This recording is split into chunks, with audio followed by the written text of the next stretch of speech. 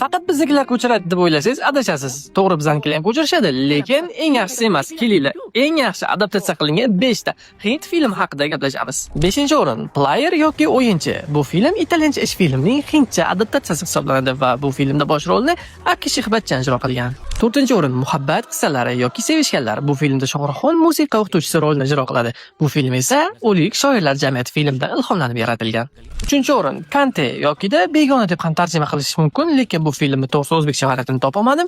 Filmda bosh rolni Amitabh Bachchan ijro qilgan va film Quentin Tarantinoning Quturgan itlar filmidan to'g'ridan-to'g'ri ko'chirilgan. 2-o'rin Qasos yokida Gajini. Menimcha bu filmni ko'pchilik ko'rgan bo'lishi kerak, lekin film ham original emas. Ushbu film Christopher Nolanning Memento filmidan ko'chirib ishlangan. Shu kabi qiziqarli kontentlarni o'tkazib yubormaslik uchun sahifamga obuna bo'ling.